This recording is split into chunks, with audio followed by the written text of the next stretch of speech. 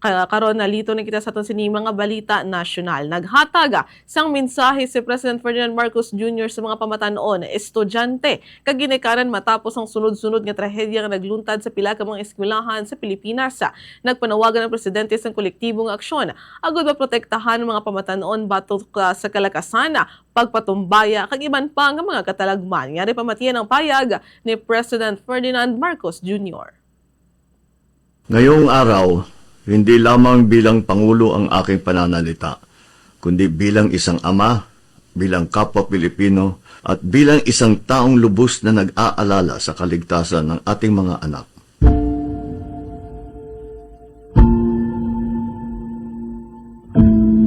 Sa mga nakaraang linggo, nasaksihan ng ating bansa ang ilang nakakalungkot at nakakapangilabot na trahedyang kinasangkutan ng mga kabataang Pilipino. Sa Tacloban, may mga buhay na nawala at madami ang nasaktan sa isang nakagigimbal na insidente na pamamaril sa loob ng paaralan na kinasasangkutan ng mga estudyante. Sa Cavite naman, 2 insidente ng paggamit ng patalim at pananaksak sa loob ng paaralan ang naitala sa loob lamang ng 1 linggo. Ayon sa mga paunang ulat, posibleng may kaugnayan sa bullying ang mga pangyayari. Isang bagay na kinakaharap ng maraming kabataan ngayon. Nagpapatuloy pa rin ang investigasyon. Ilang araw lamang bago nito, 2 mahuhusay na student-athlete naman ang nasawi sa pagkalunod habang nasa isang team building activity. Ang kanilang pagpanaw ay nagdulot ng matinding dalamhati at pati na rin galit, hindi lang sa kanilang pamilya, kundi sa marami nating kababayan.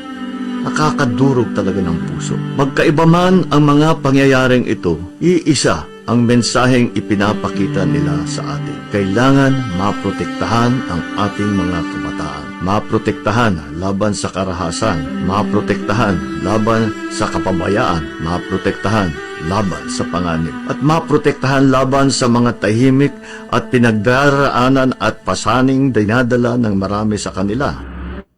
Samtang pagkigbahin man ni President Marcos nga ang eskwelahan dapat mangin lugar sang pagtuon na pag-develop sa mga handom kag pag-uswag, hindi lugar nga ginakabalak-an sa mga ginikanan ang safety sang ilang mga kabataan. Bangod sini gimaduan yang ehensya sang edukasyon, kapulisan ni kaayong lawas kag lokal nga panguluhan, labi na nga mas pabaskugo ng mga tikang para sa kaluwasan sa mga estudyante sa bugos nga pungsod. Gininganyo man ni Marcos sa mga ginikanan nga hatagan sang tion, atensyon kag paghangop ang ilang nga mga kabataan. Bangod diri nagasugod ang matudtuod nga proteksyon.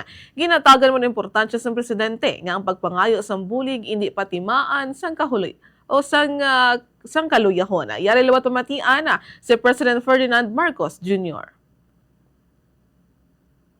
Lugar ng pagkatuto, pangarap at pag-unlad, hindi lugar kung saan nangangamba ang mga magulang para sa kaligtasan ng kanilang mga anak. Kaya naman, inatasan ko ang ating mga ahensya sa edukasyon, kapulisan, kalusugan at lokal na pamahalaan na higit pang palakasin ang mga hakbang para sa kaligtasan ng mga mag-aaral sa buong bansa. Ngunit hindi sapat ang pagkilos ng pamahalaan lamang. Dapat manatiling aktibong bahagi ng buhay ng kanilang mga anak ang mga magulang. Dapat ipagpatuloy ng mga guro ang kanilang tungkulin, hindi lamang bilang tagapagturo, kundi bilang mga gabay at tagapayo. Dapat ring tiyakin ng mga paaralan na mahigpit na nasusunod ang mga panuntunan sa kaligtasan.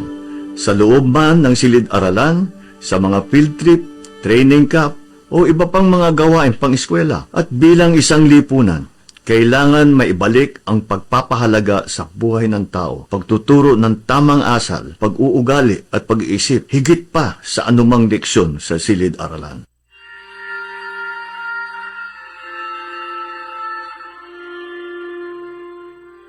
Sa bawat estudyanteng nanonood ngayon, mahalaga ang inyong buhay. Mahalaga ang inyong mga pinagdadaanan. At ang paghingi ng tulong ay hindi kailanman tanda ng kahinaan. Sa mga magulang naman, huwag maliitin ang halaga ng isang simpleng pag-uusap kasama ang inyong anak. Minsan, ang pinakamahalagang proteksyong maibigay natin sa ating mga anak ay ang ating oras, atensyon, at pag-unawa. Sapagkat ang tunay na lakas ng ating bansa ay nakasalalay sa kaligtasan, kapakanan, at mga pangarap ng susunod na henerasyon. Maraming salamat po.